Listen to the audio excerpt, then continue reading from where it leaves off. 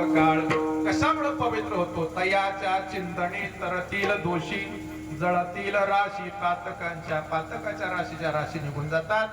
पितरांना सद्गती प्राप्त होते. ही सामर्थ्य कथा कीर्तनाचं आहे. म्हणून देव सुद्धा इच्छा करतो. देवईची रज चरणीची माती कीर्तनामध्ये देव येतो. कीर्तन चालू टाळकऱ्याच्या पायाखालची धूळ घेतात, माथ्याला लावतात. अनेक प्रमाणात येता येतील. वेळ संपत आली. चरणीचे रज वंदी सुळ पाणी नाचते कीर्तनी त्याचे माथा. किंवा या भंगात असं प्रमाण आहे. चरणीचे रज वंदी सुळ पाणी धावत चालती मागे मागे. यापेक्षा वेगळा आनंद काय? काय त्या उरले वेगळे अनेक. वेगळं सांगण्याची गरज नाही. किती सांगावं तुकोबरा म्हणतात. काय त्या उरले वेगळे अनेक. वैकुंठ नायक दया कंठी म्हणून तयाच्या चिंतने तरतील दोषी जळतील राशी पातकांच्या. म्हणून हा संगम, हा ओघ नाम जर कुठं पाहायला भेटत असेल या सृष्टीमध्ये, जिथं कीर्तन आहे, कथा कीर्तन आहे, तिथं देवाचा भक्तांचा सुमधुर मिलन टाळ मृदंगाच्या स्वरूपामध्ये प्राप्त होतो. त्यामध्येच हा आनंद आहे. तुका म्हणे देव भक्ताचा संग तिथे ओघ नाम त्रिवेणीचा. तयाच्या चिंतने तरतील दोषी जळतील राशी पातकांच्या. विठोबार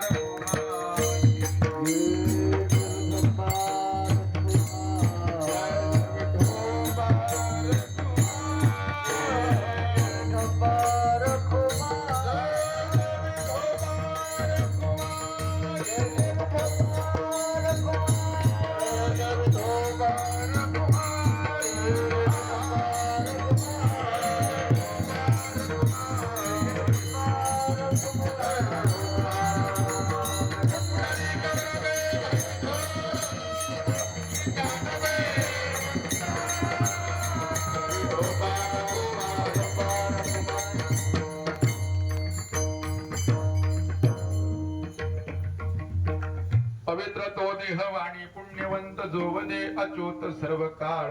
तयाच्या चिंतने तरतील दोषी जळतील राशी पातकांच्या. धावत्या वेगामध्ये अभंगाचा भावार्थ तुमच्या पुढे मांडण्याचा प्रयत्न केलेला आहे. आपली वेळ संपत आली. म्हटलं संपली तरी काय, म्हटलं तरी काय वावगं नाही. अल्प बुद्धीनं अल्प विचारामध्ये यावरती विचार चिंतन करण्याचा योग आला. खर तर टाळकरी थोडी जरी असली ना तरी सुद्धा एका जीवाची असली.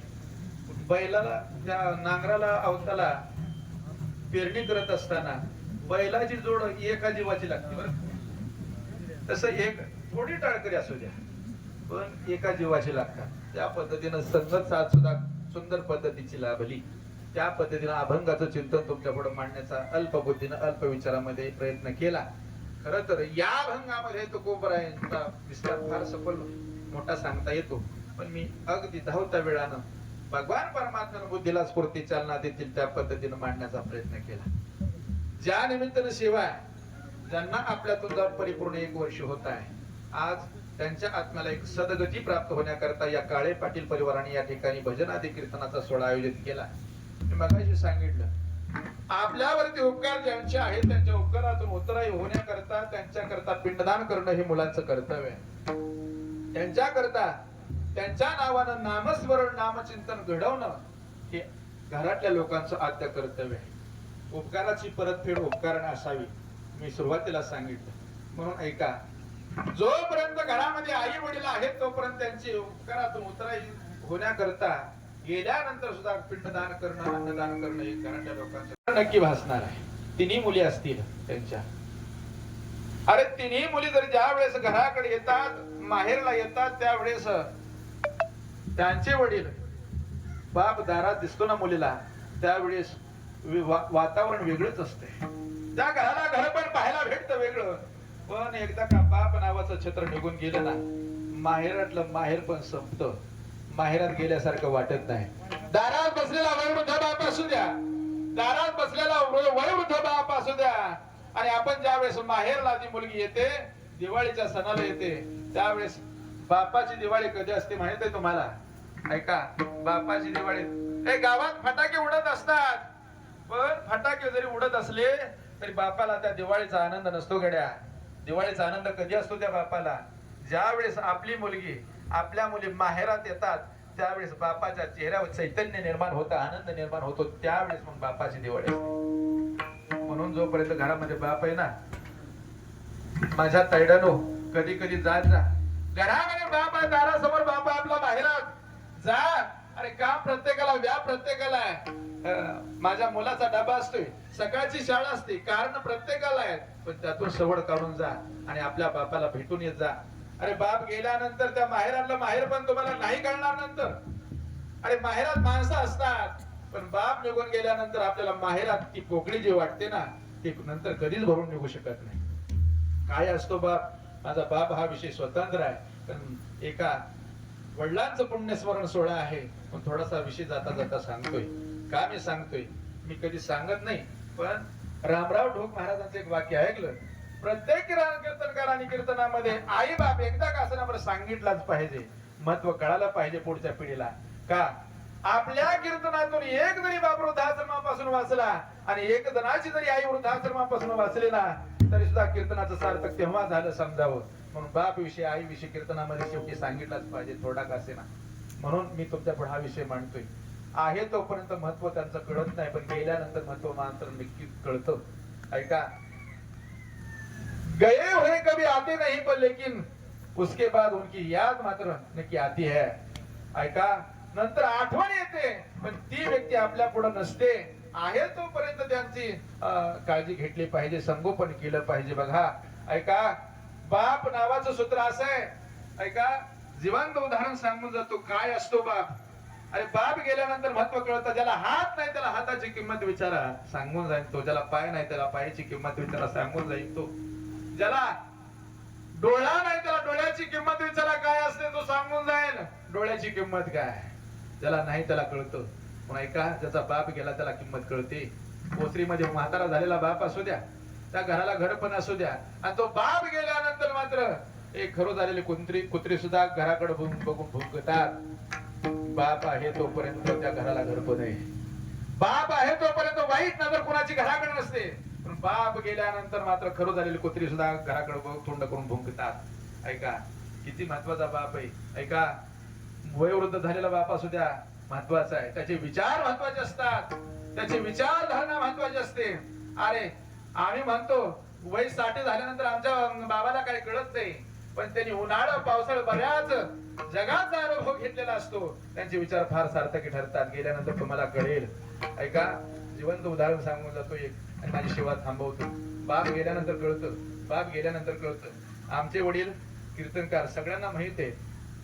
सतोपा आहेत, तकवा झाला, बडोनाना आहेत. या परिसरामध्ये सौदागर महाराजांना माहित आहे.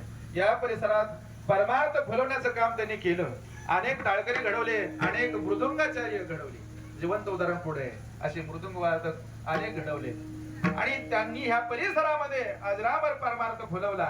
पण ऐका, काळा काळ नावाच्या सत्तेपुढे सगळ्यांना नतमस्तक व्हावं लागतं. आजार जडला, कशाचं व्यसन नसताना कॅन्सर नावाचा आजार झाला. ऐका, आतड्याला कॅन्सर झाला, आणि कॅन्सर आजार झाल्यानंतर 3 वर्ष पडून होते. ऐका, आम्हाला शेवटच्या स्टेपला गेल्यानंतर कॅन्सर नावाचं निदान झालं. तोपर्यंत आम्ही दुसरं ट्रीटमेंट देत होतो. कळालं नाही. पण कसं आहे, एखाद्या व्यक्तीचं लिहिलेलं लिखित आयुष्य असेल ना, ते आयुष्य जर संपत आलं असेल तर काही कारण घडतात. आम्हाला 4थ्या स्टेज पर्यंत कळालं नाही. पण पुढचा मुद्दा आहे का, वडील आजारी होते, मी कीर्तनाला बाहेर जायचो, आणि कीर्तनाला कधी कधी त्यांना जास्त वेदना जर व्हायला लागल्या तर मला नको वाटायचं जायला. मी म्हणायचो, आबा नाही आज कीर्तना. अरे जा कीर्तनाला, तू कधी कीर्तन मोडवायचं नाही माझ्यासाठी. ऐका, एवढं कीर्तनावरती प्रेम होतं, आणि नुसतं कीर्तनावरती प्रेम नव्हतं. आपल्या मुलांनी कीर्तन करून आलेला जो स्वाभिमान त्यांना ऐकायला भेटत होता, तो बाप, तो फक्त बापच, आणि बापाच्या अंतःकरणातलं प्रेम असते.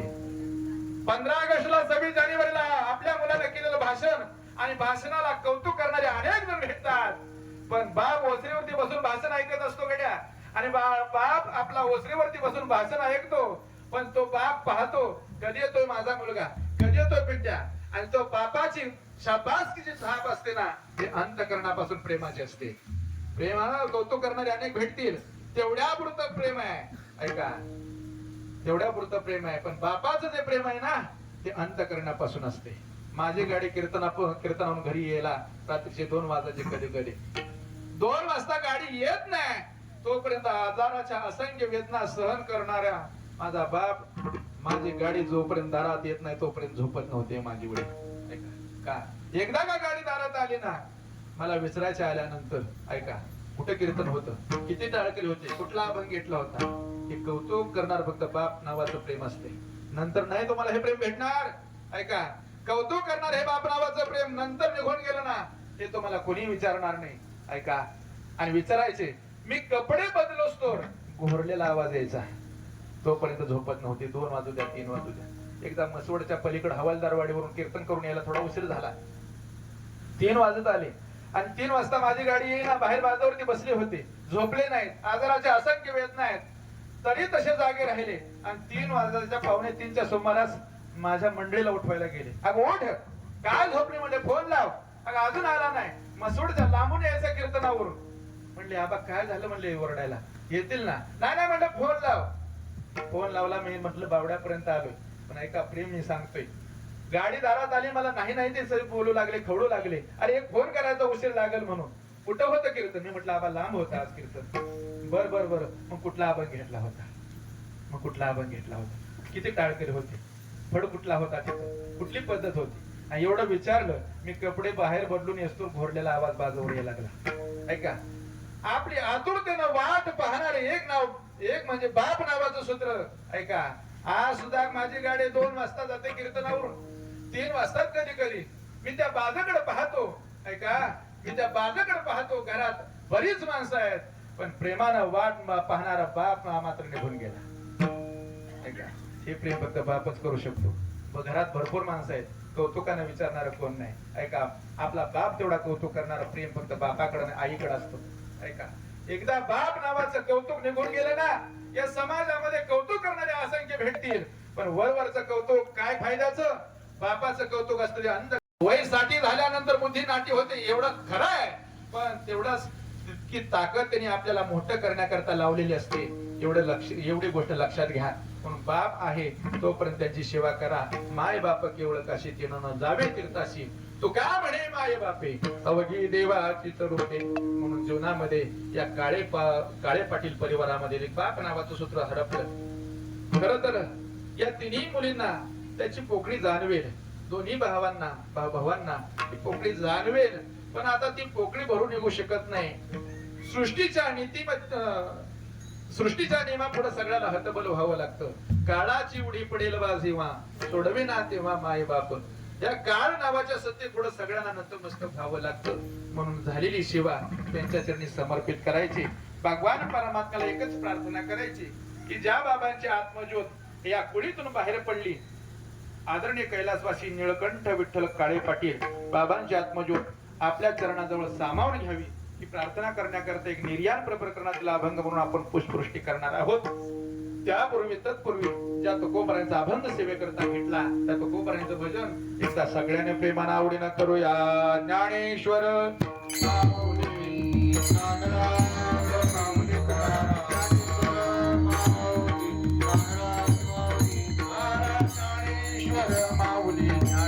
माऊली तुकार ज्ञानेश्वर माऊली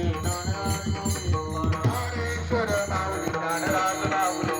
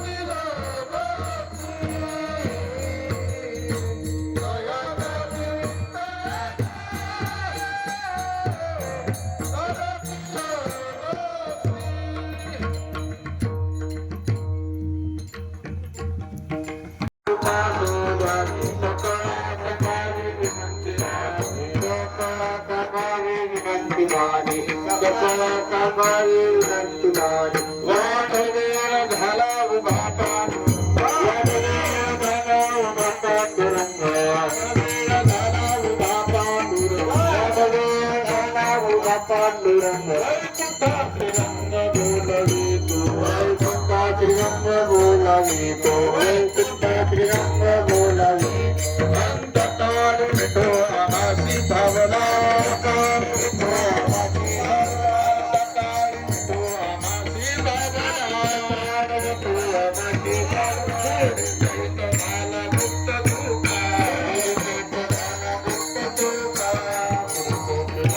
मुक्त तुका मुक्त तुका मुक्त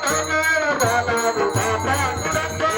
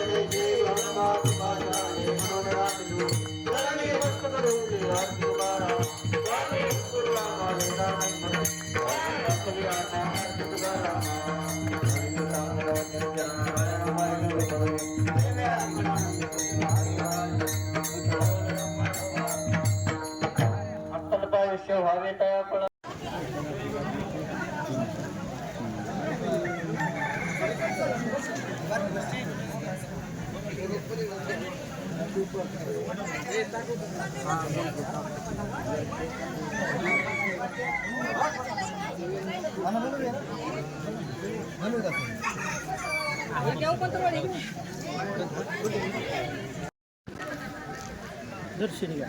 कुंडलिका वरदे हरी विठ्ठल श्री ज्ञानदेव.